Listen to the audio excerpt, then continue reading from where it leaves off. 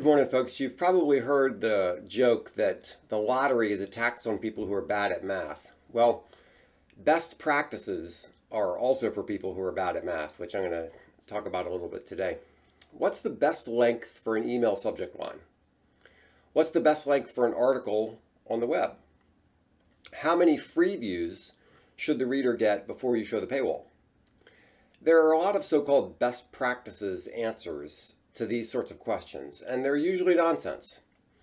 Bosak's distributed an article by Andrew Butle, hope that's right, Andrew, called Publishers, What is the Ideal Count for Articles and Other Content?, in which he highlighted the contradictory and confusing answers to the ideal length of an article.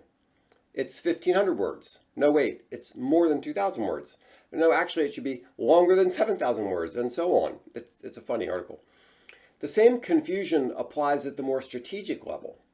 When we ask questions like, do readers prefer print or digital? Well, what are they reading? Is it a book or a magazine or a newspaper? The problem with this sort of answer is that it comes from taking averages across huge swaths of data. It's meaningless because it mixes things that don't fit together. As Andrew points out in his article, different objectives call for different word counts.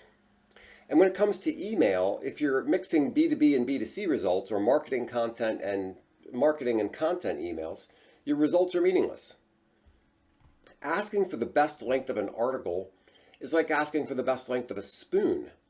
Is it for feeding a baby, eating cereal, stirring soup, making chili, or brewing beer? When asking whether people prefer to read a magazine in print or in a digital format, what are they comparing? Some magazine publishers still think that posting a PDF on a website is a digital edition. Print would obviously win that contest. The answer will also vary by the type of content. People might be happy to read their news magazine on their smartphone in the metro, but read about boats at home in their easy chair. Now, don't get me wrong. There's a place for inferring best practices from averages and inferring strategies from survey results. We'd be foolish to ignore those things. But you have to make sure the person has done their homework. When you see these sorts of things, you need to wonder if the average is across a data set that combines disparate things. Maybe there are several different averages hiding in the data.